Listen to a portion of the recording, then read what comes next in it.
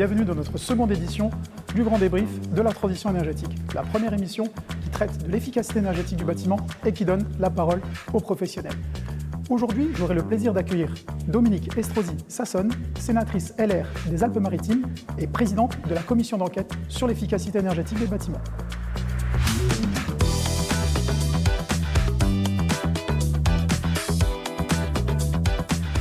Dominique Estrosi-Sassone, vous êtes une actrice majeure dans la transition énergétique. Vous faites partie de celles et ceux qui font bouger la transition énergétique. Vous êtes donc sénatrice LR des Alpes-Maritimes, conseillère municipale à la ville de Nice, secrétaire nationale au logement, présidente de la commission d'enquête sur l'efficacité des politiques publiques en matière de rénovation énergétique. C'est bien ça. C'est bien ça, j'ai tout dit. Sans problème. Sachant que j'ai voulu circonscrire sur vraiment les thématiques qui nous occupent. Donc une fois n'est pas coutume, on va démarrer par une question, mais pas ma question, on va démarrer par une de vos consoeurs. Je vous laisse écouter cette question. Qu'est-ce que vous avez en tête là à lui dire ? Alors, en fait, j'ai hâte de connaître le résultat des travaux qu'ils ont menés sur leur commission d'enquête sur la rénovation énergétique des bâtiments, puisque nous, à l'Assemblée nationale, on mène aussi alors c'est pas une commission d'enquête, c'est une mission d'information, mais sur exactement les mêmes sujets. Et j'ai très envie qu'on compare nos notes, donc j'ai hâte de savoir ce qu'elle va vous raconter sur ce sujet. Voilà, donc, question très intéressante. Voilà, le suspense va être levé dans quelques instants, puisqu'on a présenté aujourd'hui même notre rapport de la commission d'enquête sur l'efficacité des politiques publiques en matière de rénovation énergétique. On a formulé environ une vingtaine de propositions. Nous savions qu'il y avait une mission d'information au niveau de l'Assemblée nationale portant sur les mêmes sujets, qui montre bien que ces sujets sont plus que jamais au cœur de l'actualité, qu'elle soit législative, mais de l'actualité tout court, et touchent directement toutes les personnes qui sont aujourd'hui embarquées dans un parcours de rénovation énergétique de logement, ou en tout cas qui envisagent de l'être. Donc je pense qu'on a matière à pouvoir surtout faire avancer les choses et faire en sorte qu'aujourd'hui on puisse avoir les moyens d'agir, parce qu'on s'est fixé des objectifs toujours plus ambitieux, objectifs que notre pays n'a malheureusement à ce jour jamais atteints.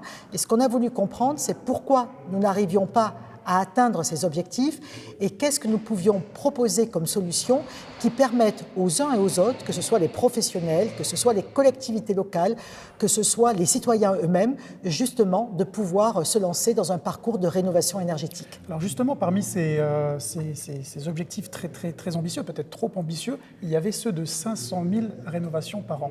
Est-ce que vous avez pu lever, enfin du moins évoquer, du moins trouver les freins à ces objectifs finalement de 500 000 rénovations par an? Est-ce que vous avez trouvé les réponses dans votre étude?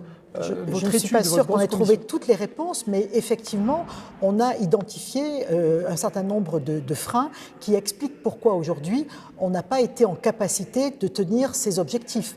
D'abord parce qu'il y a eu, depuis un certain nombre d'années, des dispositifs qui n'ont cessé de changer. Et ce que nous ont dit l'ensemble des personnes que nous avons pu auditionner, nous avons besoin de stabilité, nous avons besoin de pérennité sur ces politiques publiques et nous avons besoin aussi de visibilité. Et l'on peut penser que justement cette instabilité, mais aussi cette complexité de l'ensemble des dispositifs d'aide, a fait en sorte que nos concitoyens se placent dans un certain attentisme, voire même se découragent de se dire est-ce que ça vaut vraiment le coup que je m'engage dans un parcours de rénovation énergétique de mon logement.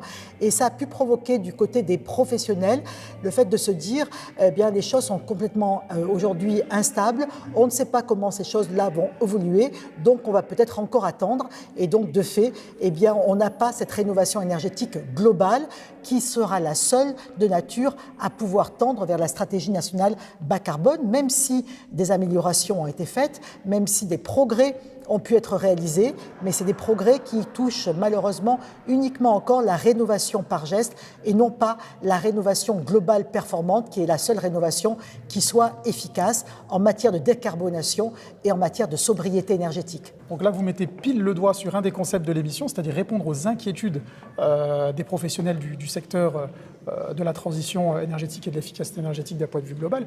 Donc ces inquiétudes-là, ce qu'ils attendent, si vous voulez, c'est que les pouvoirs publics aujourd'hui dissipent ces inquiétudes par des mesures fortes. Est-ce que vous avez confiance à l'issue de cette conférence de presse ce rapport d'enquête. Est-ce que vous avez confiance envers les pouvoirs publics pour pouvoir agir de manière assez tranchée ?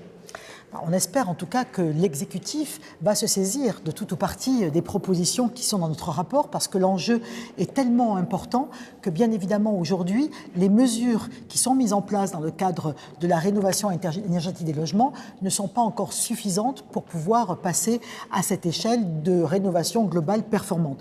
Après, si tel n'était pas le cas, si l'exécutif, pour des raisons variées et diverses, choisissait de ne pas s'intéresser à nos propositions, de ne pas en retenir tout ou partie, eh bien, nous savons qu'il va y avoir des véhicules législatifs qui vont arriver en discussion au Parlement et donc au Sénat. Et à ce moment-là, nous ne nous interdisons aucunement le fait de pouvoir mettre un certain nombre des propositions qui sont contenues dans notre rapport de la commission d'enquête dans des véhicules législatifs. Je pense à celui qui va arriver dès le mois d'octobre, le projet de loi de finances. Il y a un certain nombre de mesures qui touchent au financement de la rénovation énergétique des logements. Je pense aussi à ce qui est annoncé soit pour la fin de l'année, soit au début de l'année 2024, la loi de programmation pluriannuelle de l'énergie. Et force est de constater que dans ce véhicule législatif, il y aura forcément un volet qui concernera la rénovation énergétique des logements. Et l'on pourra là encore mettre en œuvre des propositions, en tout cas par voie d'amendement, susceptibles d'être adoptées et ensuite de pouvoir rester dans la loi. Alors parmi les professionnels inquiets, et une filière un peu inquiète, on a les diagnostiqueurs immobiliers. Vous savez, ces personnes-là sont devenues se sont été mis sur un pédestal et sont en amont en fait de la chaîne rénovation. Et aujourd'hui, ils ont un certain nombre d'inquiétudes parce qu'il y a eu tout un coup des responsabilités qui sont venues écraser leurs épaules, de par notamment l'audit énergétique pour l'éradication des passoires thermiques. Donc, au niveau de cette filière, est-ce que c'était pas peut-être un peu tôt de donner comme ça ces responsabilités d'un coup d'une traite? Est-ce qu'il ne valait pas peut-être attendre une certaine montée en compétences sur les domaines de la thermique du bâtiment ou de la rénovation énergétique avant de donner ces responsabilités fortes que sont celles du DPE et de l'audit énergétique? Alors c'est vrai qu'aujourd'hui, le DPE, le diagnostic de performance énergétique, est devenu l'outil central de la politique de rénovation énergétique des logements. On a vu que le premier DPE, malheureusement, a manqué de fiabilité et a créé un certain nombre d'inquiétudes, voire même d'erreurs manifestes qui ont conduit effectivement soit les diagnostiqueurs à ne pas être au rendez-vous de la nécessité de pouvoir rénover le logement, soit nos concitoyens, n'ayant pas confiance, ne dire on ne fera rien ou en tout cas on va attendre. Donc il y a eu un deuxième DPE qui celui-ci est quand même aujourd'hui beaucoup plus fiable. Il faut encore le sécuriser. La problématique, c'est que je crois que dans la loi climat et résilience, effectivement, on aurait dû d'abord fiabiliser le DPE avant de le rendre opposable. Force est de constater que le gouvernement a voulu le rendre immédiatement opposable, qu'effectivement, ça a posé un certain nombre de problèmes. Aujourd'hui, quand même, tout le monde s'accorde à dire que le DPE, dernière version, est un outil qui est aujourd'hui d'abord beaucoup plus en phase avec la réalité qui peut être constatée. Maintenant, c'est vrai que nous avons auditionné l'ensemble des filières des fédérations nationales de diagnostiqueurs et eux-mêmes ont joué carte sur table.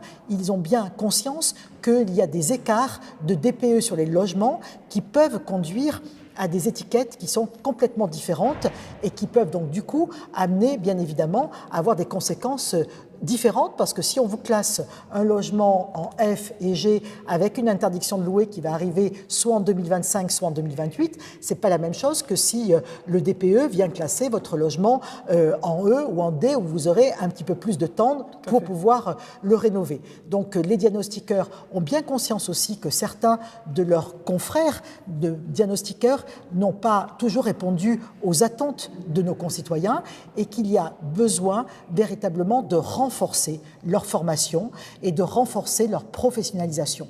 Ils en sont bien conscients, c'est la raison pour laquelle on a des préconisations qui concernent directement leur filière en disant qu'il faut aujourd'hui leur permettre de pouvoir demain avoir une carte professionnelle qui pourrait être distribuée par les chambres de commerce et d'industrie sous réserve de contrôle qui soit mené, mais qui ferait que cette carte professionnelle les rendrait véritablement plus professionnelle et écarterait certains diagnostiqueurs qui ont pu faire ça un peu au pied levé ou sans avoir la formation, qu'elle soit initiale ou continue, nécessaire pour mener à bien ce diagnostic. Vous parlez d'une carte professionnelle à l'image des mandataires immobiliers ?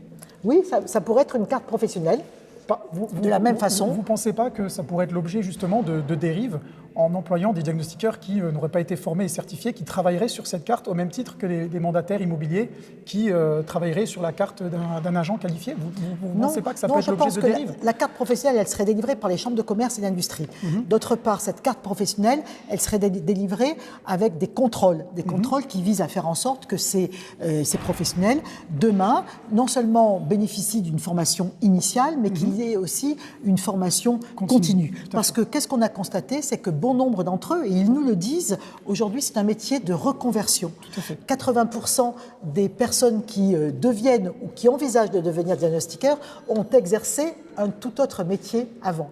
Et donc, de fait, ils ont besoin de cette formation continue parce que ça n'a pas été leur métier d'origine. Donc, on a besoin de mieux les accompagner pour qu'ils puissent faire en sorte de mieux faire ce diagnostic de performance énergétique qui est la base même de pouvoir ensuite enclencher un parcours de rénovation du logement. Et effectivement, que ce diagnostic de performance énergétique ait le moins d'erreurs possible. Et cela revient aussi à remettre peut-être à jour la méthode de calcul. Elle a été revue entre le DPE première version et le DPE actuel, mais il y a encore, si j'ose dire, des trous dans la raquette. Tout à fait, parce qu'on voit que sur les petites surfaces, c'est très pénalisant. On voit que la manière de faire un DPE sur un bâtiment de type haussmannien et de faire un DPE sur un immeuble ou un appartement des années 70 n'a absolument aucun rapport. Donc c'est peut-être qu'il faudrait effectivement adapter la méthode de calcul ou ajouter des coefficients de modulation. C'est ça. Voilà, ce qu'on préconise, c'est qu'il faut revoir la méthode de calcul, pas complètement, parce qu'aujourd'hui, elle pense que tout le monde se l'est approprié, mais par exemple sur le bâti ancien, vous y faisiez référence, le bâti ancien avant 1948. Aujourd'hui, d'abord, ce bâti ancien, c'est un véritable impensé de toute la politique de rénovation énergétique des logements. Il n'a pas été pris en compte, ou en tout cas, il a été aujourd'hui susceptible d'être traité comme le bâti d'après 1948. Or, ce bâti ancien, il a des spécificités patrimoniales qu'il nous faut respecter et on a vu que ça a conduit à des catastrophes patrimoniales. Je pense en particulier à des maisons à colombage alsaciennes qui ont eu une isolation par l'extérieur qui a complètement dénaturé la façade patrimoniale, créé des désordres, alors que ces bâtis anciens étaient déjà particulièrement vertueux en termes de bâtiments durables, mais pour autant, certains d'entre eux avaient été diagnostiqués F ou G. Et donc ça, il faut absolument que ça soit réparé. C'est la raison pour laquelle on propose un moratoire pour le bâti ancien, c'est-à-dire qu'on dit que pour l'instant, jusqu'en 2025, date à partir de laquelle les premiers logements seront interdits à la location, en l'occurrence les logements G, eh bien on demande pour le bâti ancien à ce qu'il y ait un moratoire jusqu'en 2025 et que ça soit l'ancien DPE qui soit pris en compte, c'est-à-dire un contrôle sur facture. Parce qu'aujourd'hui, le DPE actuel crée des désordres, crée une dégradation de notre richesse patrimoniale suivant les régions dans lesquelles on se trouve, et ça, c'est pas possible. Tout à fait. Donc, vous parlez tout à l'heure de fiabilisation du dispositif. Donc, on va parler ici de la montée en compétences des diagnostiqueurs et des auditeurs, qui est le cœur du réacteur, finalement. Sachez que les pouvoirs publics, et vous êtes non censés l'ignorer, qu'ils ont réagi de manière assez forte, envoyé un signal très fort. Et cela va déboucher sur un arrêté qui est quasiment prêt, très certainement sortir ce mois de juillet et qui va être mis en application au 1er juillet de l'an prochain. Donc, beaucoup de mesures, notamment le renforcement des dispositifs de certification, l'ajout d'heures de formation. En revanche, lorsque les professionnels ont pris connaissance de ce projet d'arrêté, ils n'ont vu aucun rempart contre la fraude. Et c'est ce qui réellement les inquiète, parce que ces professionnels-là sont prêts à payer pour monter en compétences et offrir aux consommateurs des diagnostics de qualité. Néanmoins, sans rempart contre la fraude, ils jugent en fait qui vont faire face à de la concurrence déloyale d'une minorité de fraudeurs, minorité qui a quand même tendance à augmenter. C'est justement l'objet de notre Face à un pro, c'est l'objet de notre question pro.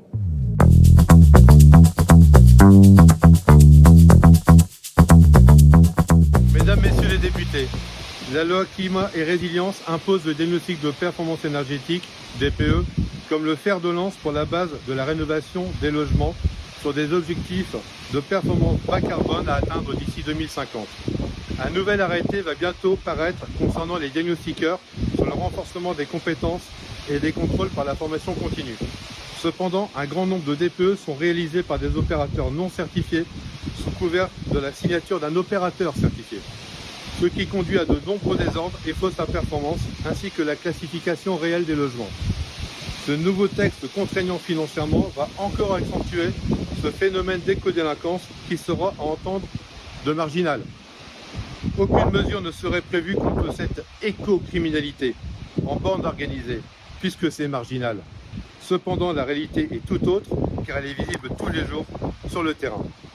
Le DPE est la base de la rénovation énergétique et déclenche les mécanismes de subvention, donc de la dette publique. Que comptez-vous faire pour éradiquer cette grande escroquerie d'usurpation de certification? Merci. Un professionnel qui est assez remonté finalement contre la fraude et qui visiblement a l'air de la subir. Qu'est-ce que vous avez envie de répondre à ce professionnel ? Alors d'abord, je pense que la proposition de la carte professionnelle est déjà une première réponse par rapport aujourd'hui à des certifications ou des agréments qui sont donnés et qui sont moins fiables et moins sécures pour les professionnels que demain ne pourra l'être une carte professionnelle. Après, je replacerai ma réponse dans le contexte complet des fraudes à la rénovation énergétique. Et je crois qu'il faut bien évidemment ne cesser de renforcer les contrôles, de les coordonner aussi et de les rendre cohérents les uns entre les autres.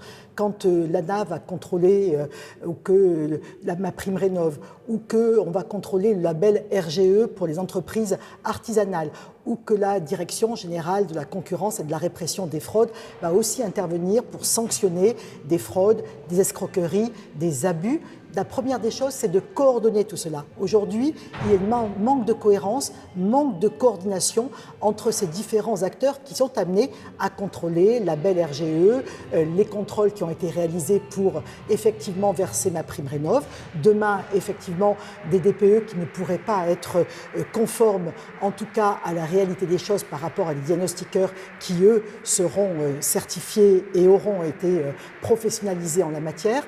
Et puis, je pense que tout passe par un renforcement des sanctions, par un alourdissement des peines. Nous, on préconise de véritables sanctions pénales qui peuvent aller jusqu'à des peines d'emprisonnement. On parle d'éco-délinquance. Donc, dans la vie publique, la délinquance est réprimée par des sanctions Bien pénales. sûr, des sanctions lourdes, des sanctions pénales qui peuvent aller jusqu'à des peines d'emprisonnement. Et puis aussi, on est attaché aussi à dire qu'il faudra qu'il y ait plus d'amendes qui soient proportionnelles au chiffre d'affaires par rapport à la personne qui aura commis cette éco-délinquance. Alors, il ne faut pas non plus affoler parce que ça voudrait dire qu'il n'y a que de l'éco-délinquance, où il y a en tout cas énormément de fraude et déjà que la confiance est érodée parce que justement il y a eu une instabilité, parce qu'il y a eu des découragements, parce qu'une inconstance dans les dispositifs, il faut se garder aussi que cette défiance continue à progresser et qui, de fait, mettrait un coup d'arrêt à la rénovation énergétique des logements que nous voulons continuer à massifier pour atteindre les fameux objectifs de la stratégie nationale bas carbone en 2050. Donc la fraude, elle existe. Je crois qu'aujourd'hui, la Direction générale de la consommation et de la répression des fraudes a identifié pour l'année 2022 plus de 10 000 plaintes qui ont été déposées sur leur site internet signal.gouv.conso. Et donc, bien évidemment, il faut essayer, si ce n'est de l'éradiquer, de la diminuer de plus en plus et de sanctionner fortement pour que ça serve d'exemple et que l'on ait affaire uniquement à des gens qui s'engagent dans ces professionnalisations de différents métiers pour véritablement rendre un service de qualité. Tout à fait. Donc avant même de rentrer dans des systèmes de lutte contre la fraude relativement ingénieux tels que l'intelligence artificielle, est-ce que le b.a.-ba n'aurait pas été peut-être déjà de pouvoir identifier le diagnostiqueur ou l'auditeur qui entre dans la maison, dans le bien immobilier du consommateur? Je m'explique. Aujourd'hui, vous avez les organismes de certification qui délivrent une certification sur laquelle il était inscrit dessus qu'elle est valable 7 ans. Or, on sait que la validité de 7 ans se fait uniquement en cas de renouvellement des différentes opérations de surveillance. Est-ce qu'aujourd'hui, on doit encore maintenir ce système qui, sur une feuille de papier, PDF ou papier, c'est comme ça que sont transmis aujourd'hui les certifications diagnostiqueurs, on devrait continuer encore aujourd'hui à écrire que c'est valable 7 ans, alors qu'en réalité, c'est 7 ans à condition de valider toutes les étapes de surveillance. Est-il pas plus pertinent de transmettre déjà premièrement un certificat numérique avec un QR code par exemple qui permettrait d'identifier, relié avec le site du ministère de l'annuaire des diagnostiqueurs avec la photo du diagnostiqueur, en flashant simplement le QR code, on tombe sur l'identité et la validité des certifications du diagnostiqueur. Il n'aurait peut-être commencer par là, donc délivrer une carte de certifié avec ce QR code avec identification du diagnostiqueur, mais aussi cesser la délivrance de certificats valables 7 ans, étant donné que c'est soumis à condition, donc délivrer des certificats probatoires. Est-ce que le b.a.-ba n'était pas déjà là ? Peut-être, en tout cas, je pense qu'effectivement, il faut qu'il y ait des contrôles qui soient beaucoup plus rapprochés, parce que c'est l'intérêt aussi du professionnel. Et donc, si on contrôle de façon régulière, on arrivera aussi à déjouer un certain nombre de ces manœuvres frauduleuses. Après, aujourd'hui, il faut continuer aussi à de mieux en mieux informer les consommateurs, de plus en plus les sensibiliser. Alors, on a vu déjà pour tout ce qui touche au démarchage téléphonique, il y a eu quand même déjà certaines améliorations, parce que Dieu sait si c'était la porte ouverte à un certain nombre d'abus, mais il y a encore des marges de manœuvre, parce qu'on sait très bien qu'il y a aujourd'hui des publicités, il y a aujourd'hui des sites internet, et y compris quand vous allez sur le site France Rénov', la première des choses que vous pouvez voir apparaître sur votre page, c'est d'abord une publicité ou un site internet qui vous amène à aller vers une entreprise qui va vous présenter, je dis, une pompe à chaleur. Enfin, donc là aussi, il y a vraiment un gros travail qui est en amont de sensibilisation, d'information des consommateurs. Et si les consommateurs aussi sont eux-mêmes mieux informés, ils seront plus vigilants sur les professionnels auxquels ils pourraient s'adresser, et donc forcément plutôt aller vers des professionnels qui soient de véritables professionnels avec une formation qui leur certifie que le DPE qui va être délivré est un DPE qui est le plus fiable possible au regard des caractéristiques de leur logement. Alors, beaucoup de professionnels du diagnostic immobilier et de l'audit énergétique ne sont pas passés à côté d'un arrêté qui est sorti à la fin du mois dernier, donc à la fin du mois de juin, portant sur le contrôle des travaux, après travaux liés au certificat d'économie d'énergie qui a choisi comme moyen de lutte contre la fraude l'intelligence artificielle qui va permettre de horodater, géolocaliser et blockchainer les photos prises après travaux afin de justifier que ces travaux ont été réalisés en bonne et due forme dans les règles de l'art afin de pouvoir débloquer ces fameuses aides telles que MaPrimeRénov' ou les certificats d'économie d'énergie. Donc est-ce qu'on pourrait envisager dans le milieu du diagnostic immobilier ou de l'audit énergétique ce genre de solution pour lutter drastiquement contre la fraude ? Oui, je pense que le contrôle a posteriori est aussi une solution qui mérite d'être creusée. Nous, on la préconise aussi, par exemple, pour le label RGE. Aujourd'hui, on voit bien que ce label RGE, il est trop complexe pour un certain nombre d'entreprises, plus particulièrement des petits artisans, et en plus, il n'est pas du tout protecteur pour les particuliers. Donc, ni les entreprises, ni les particuliers n'ont finalement un intérêt à se dire « je fais appel à une entreprise RGE ». Sauf qu'aujourd'hui, si vous voulez disposer d'aide à la rénovation énergétique, vous devez faire vos travaux par une entreprise qui est labellisée RGE. Et en plus, il y a une distorsion entre des petites entreprises et des multinationales qui sont quelque part logées à la même enseigne, avec un seul référent, avec 5 contrôles sur chantier. Et vous imaginez que ce n'est pas du tout la même chose quand vous êtes une PME, voire une TPE, ou quand vous êtes une multinationale. Donc nous, on préconise aussi que peut-être on peut aussi faire confiance à des entreprises qui ne sont pas aujourd'hui labellisées RGE, mais tout simplement parce qu'elles bénéficient de cette proximité avec le particulier qui va faire appel à eux parce qu'il a peut-être déjà conduit un certain nombre de travaux électriques directement avec cet artisan, et que le particulier a pleinement confiance en cet artisan, il a été satisfait des travaux qui ont pu être réalisés par ailleurs, et donc il se dit « moi je veux continuer à faire ma rénovation énergétique de logement à travers cet artisan que je connais bien, qui me satisfait, sauf qu'il n'est pas RGE ». Eh bien, pourquoi ne pas l'autoriser à faire des travaux de rénovation énergétique des logements, à condition bien sûr qu'il y ait ce contrôle a posteriori sur chantier qui identifie bien que les travaux ont été réalisés conformément et qui donne bien les résultats escomptés en termes de changement d'étiquette. Et donc, de ce point de vue-là, il pourrait être labellisé RGE a posteriori, après contrôle sur chantier. Je pense que pour la filière de diagnostiqueurs immobiliers, ça peut être aussi une piste qui peut être étudiée ou en tout cas mise en œuvre de la même façon. Effectivement, en tout cas, vos réponses sont très encourageantes et nous donnent beaucoup d'espoir pour cette filière. Autre inquiétude des diagnostiqueurs immobiliers et auditeurs porte sur les tarifs. Vous savez, les tarifs, cette course aux tarifs toujours plus bas, et on sait qu'aujourd'hui, le prix d'une prestation, les associations de consommateurs l'ont assez longuement démontré, c'est quand même un critère de qualité. C'est-à-dire qu'on a constaté que plus le tarif d'un DPE ou d'un audit était bas, plus la qualité était médiocre. La qualité de ces rapports était médiocre. Donc on va écouter notre deuxième professionnel qui nous a posé une petite question concernant les tarifs.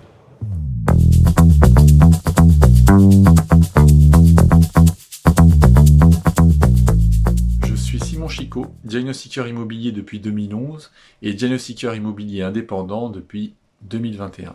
Ma question est la suivante. Est-il possible de réglementer le prix des diagnostics immobiliers ? En effet, le métier de diagnostiqueur immobilier est soumis à des contraintes fortes. Contraintes de certification, puis recertification tous les 7 ans, soumises à une formation continue. Mais aussi des contraintes d'assurance avec des assureurs qui quittent le marché des diagnostics immobiliers et qui par conséquent entraînent l'augmentation des primes d'assurance pour les assureurs restants. La réglementation des prix des diagnostics permettrait d'avoir un équilibre financier pour le diagnostiqueur en corrélation avec les contraintes de certification, de formation, d'assurance, mais aussi de valoriser son métier, ses compétences et ses aptitudes. Dans la chaîne de la transaction immobilière, les diagnostiqueurs immobiliers endossent une responsabilité forte vis-à-vis des diagnostics qu'ils réalisent. C'est pourquoi je pense que nos diagnostics ne peuvent et ne doivent pas être bradés. Question vraiment très intéressante et qui brûle les lèvres de beaucoup de professionnels dans le secteur du diagnostic. Oui, je partage complètement ce que vient de nous dire ce diagnostiqueur. Nous-mêmes, on a eu beaucoup de mal à avoir des prix sur effectivement ce que coûte un DPE, ou en tout cas des prix qui étaient très variables. Et donc, je pense qu'il y a besoin, là aussi, d'arriver à une régulation, une certaine réglementation.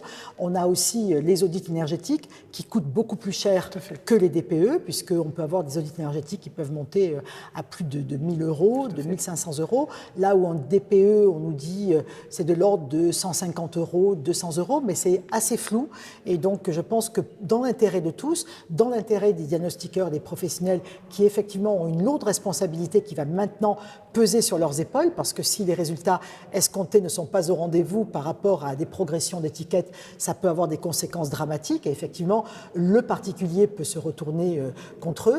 Et je pense qu'il y a besoin, comme on fait appel et que l'on réclame que ce soit de véritables professionnels avec cette formation tout au long de la vie, avec véritablement ces contrôles qui sont impératifs. Il faut aussi qu'ils puissent avoir un retour sur le service qu'ils rendent, sur ce qu'ils vont mettre en œuvre. Et donc, bien évidemment, on ne peut pas avoir des DPE qui seraient bradés et qui pourraient inciter certains de nos particuliers, parce que en particulier peut-être les ménages les plus modestes regardent tout et que ça peut faire peur dès le départ de dire combien va me coûter un DPE, puis après j'ai tous les travaux de rénovation énergétique de mon logement et on sait que ça peut monter à plusieurs milliers d'euros pour des revenus très modestes qui peuvent représenter pour eux l'année entière d'un revenu d'un ménage, voire la demi-année.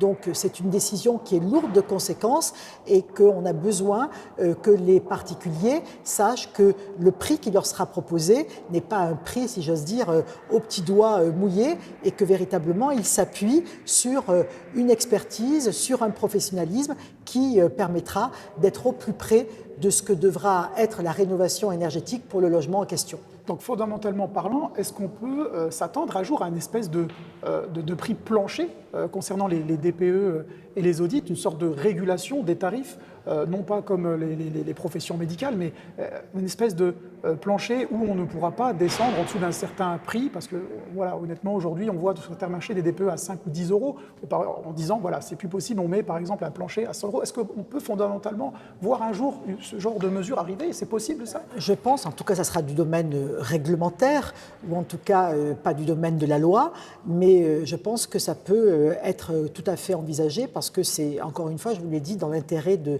de tout le monde et qu'il faut faire en sorte qu'au regard de ce qui est réalisé par un diagnostiqueur, qui n'est pas quand même non plus quelque chose que l'on va faire en 2 minutes ou que l'on fait à travers un coup de fil, ça nécessite quand même véritablement un déplacement dans le logement, une visite complète du logement, de pouvoir prendre en compte tous les aspects du logement qui vise à la fois, bien sûr, à l'isolation, d'abord et avant tout, mais aussi après au système de chauffage pour pouvoir amener vers cette décarbonation. Et donc, on a besoin d'avoir des prix qui soient des prix fiables et des prix qui correspondent à la prestation qui aura été rendue par le diagnostiqueur immobilier. Donc on va aborder un dernier sujet technique, c'est celui du label RGE que vous avez évoqué. Donc vous savez que le diagnostiqueur, lui aussi, peut prétendre au label RGE à travers le label RGE études dans le cadre des audits incitatifs pour lesquels on peut bénéficier de primes pour améliorer le confort thermique, mais aussi réduire ses factures énergétiques. Aujourd'hui, il y a eu une annonce il n'y a pas très longtemps de notre président Emmanuel Macron qui a souhaité davantage d'entreprises RGE. Or aujourd'hui, on voit qu'il y a uniquement 2 ou 3 entités capables de qualifier ces entreprises RGE, alors qu'on en réclame davantage. Comment est-ce possible ? Comment est-ce possible d'avoir 2 ou 3 entités alors qu'en réalité, il en faudrait peut-être 2 ou 3 fois plus pour qualifier davantage d'entreprises ? Là encore, méfions-nous des annonces. On a entendu le ministre Bruno Le Maire dire on atteindra en 2025, c'est-à-dire demain, 250 000 entreprises labellisées RGE. Aujourd'hui, à l'heure où nous nous parlons, elles sont au nombre de 60 000, ce qui est un gap phénoménal à franchir en l'espace de moins de 2 ans. Donc je pense que c'est aussi des annonces qui peuvent être contre-productives parce que ces annonces, quelque part, elles peuvent être irréalistes. Je l'ai dit dans la première partie de mon propos, peu d'entreprises aujourd'hui ont la volonté finalement de demander ce label RGE parce qu'il est extrêmement complexe et que l'on s'adresse à des artisans, à des TPE, ils ont, si j'ose dire, le nez dans le guidon et pour eux, faire toutes les démarches complexes, administratives, ça les rebute. Donc ils renoncent, d'autant plus qu'aujourd'hui, ils ont leurs carnets de commandes qui sont relativement bien remplis. Et puis les particuliers ont pu voir que, y compris lorsqu'il y a eu des entreprises qui ont été labellisées RGE, peut-être la performance ou la qualité des travaux réalisés après coup n'était pas forcément au rendez-vous. Donc les particuliers se disent à quoi cela sert-il que je sois obligé automatiquement pour avoir mon aide de faire appel à une entreprise RGE. C'est la raison pour laquelle aujourd'hui, vous savez, il y a des contrôles qui se passent très bien, c'est pour tout ce qui touche aux travaux d'électricité, ce qu'on appelle le consuel. Eh bien, nous préconisons que quelque chose qui soit analogue au consuel, qui a fait ses preuves, puisse effectivement être mis en œuvre dans le cadre de ce label RGE. Tout à fait, parce qu'on a mené notre petite enquête et on voulait comprendre pourquoi il n'était pas possible de qualifier d'autres organismes de certification et il se trouve que la réponse se trouve dans la norme qui est restée au stade expérimental. Si vous voulez, aujourd'hui, c'est une norme qui, entre parenthèses, n'existerait pas, entre guillemets, étant donné qu'elle est restée à un stade expérimental, elle n'a pas évolué. Et aujourd'hui, si une société privée souhaite déposer une demande d'agrément, d'accréditation par le COFRAC pour qualifier d'autres entreprises, ben aujourd'hui, ce n'est pas possible. C'est pour ça qu'on reste bloqué. Et donc, vous êtes en train de me dire qu'il est possible de faire évoluer ce dispositif, peut-être, ou changer radicalement ce dispositif en copiant le modèle consuel. Voilà, en tout cas, peut-être pas complètement le changer, mais l'améliorer et en tout cas ne pas faire en sorte que finalement on ne passe que par l'entreprise labellisée RGE, parce qu'à un moment donné, on va se retrouver face à un goulot d'étranglement. Les entreprises, il y en aura beaucoup moins que la massification qui va se mettre en place et avec des particuliers qui ne trouveront plus les entreprises, en tout cas pas dans les délais escomptés. Et on sait que pour qu'un parcours de rénovation énergétique soit quand même réussi, il peut commencer par du geste, mais il faut qu'il soit embarqué vers la rénovation globale et il faut qu'il y ait maximum 2-3 étapes. Et donc que ça ne dure pas très très longtemps parce que sinon vous perdez tout le gain et puis vous allez vous arrêter en cours de rénovation globale. Donc je pense qu'il faut, à côté des entreprises qui sont d'ores et déjà labellisées RGE, de celles qui vont souhaiter le faire et qui effectivement seront certifiées, il faut s'appuyer peut-être sur... Nous, on a trouvé que le consuel aujourd'hui avait fait ses preuves dans le domaine des travaux d'électricité, avec aujourd'hui, vous remplissez un CERFA, une fois que vous êtes là, vous remplissez votre CERFA, ensuite vous le comparez, vous voyez par rapport au CERFA les travaux qui ont été réalisés et ce n'est qu'à ce moment-là que vous délivrez la certification consuel qui atteste de la bonne faisabilité des travaux, du résultat et vous avez droit aux aides qui vous sont versées dans la foulée. Donc je pense que c'est quelque chose qu'il faut creuser et qui peut être intéressant, y compris dans la rénovation énergétique des logements et non pas uniquement dans les travaux d'électricité ou de gaz. Alors je vous propose pour conclure de parler des fédérations et des associations. Donc vous savez que dans le milieu de l'efficacité énergétique et plus précisément dans le milieu du DPE et de l'audit énergétique, vous avez beaucoup de fédérations, associations qui agissent dans l'intérêt général.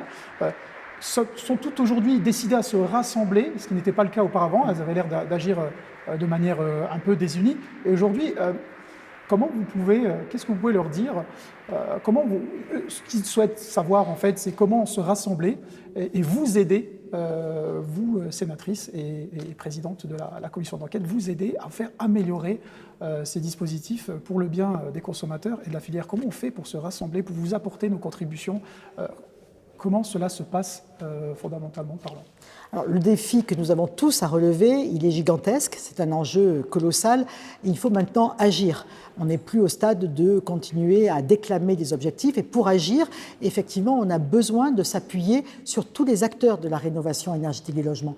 C'est la raison pour laquelle la plupart de nos propositions sont bien ancrées dans les territoires, à travers les collectivités locales, qui sont la première porte d'entrée des particuliers qui vont aller s'adresser aux systèmes d'information et d'accompagnement qui sont déjà en place, qu'ils ont bien identifiés, auxquels ils ont parfaitement conscience, mais c'est aussi l'ensemble des professionnels qu'il faut continuer à mettre en confiance, à faire en sorte qu'ils ne se découragent pas et qu'ils sachent aussi que nous sommes tous embarqués dans le même défi et qu'il faut leur donner les moyens d'agir à tous, professionnels, citoyens, collectivités territoriales, bien sûr les parlementaires quand ça relève de dispositions législatives, mais aussi que le gouvernement prenne sa part, parce que si on ne passe pas à cette étape supérieure qui est enfin de dire le défi il est là, on entend véritablement le relever, on veut le relever de façon pragmatique au plus près des territoires pour que véritablement on ait enfin cette stratégie claire, ambitieuse et solidaire, il faut aussi que l'on prenne en considération que les professionnels sont des acteurs incontournables de la rénovation énergétique du logement et qu'on ne réussira pas si eux aussi ne se sentent pas épaulés, accompagnés, rassemblés. Et moi, je suis effectivement assez favorable à ce qu'ils se rassemblent parce que du rassemblement, eh bien, on en tire une force et qu'ils pèseront davantage pour pouvoir faire remonter leurs revendications, leurs problématiques et que, en fonction des problématiques ou des revendications qu'ils auront, eh bien, les personnes auxquelles ils s'adressent puissent être amenées à faire évoluer rapidement pour qu'il n'y ait pas de frein, de coup d'arrêt brutal qui nous ferait repartir à zéro et qui enlèverait de nouveau cette chaîne de confiance que nous devons construire tous ensemble. Exactement. Merci. Dominique Estrosi-Sassone. Merci d'avoir répondu à nos questions et vos réponses ont été très encourageantes. Du moins, je pense qu'elles le seront accueillies comme telles par la filière. Merci beaucoup. Je vous donne rendez-vous très prochainement pour notre 3e numéro du Grand Débrief de la transition énergétique.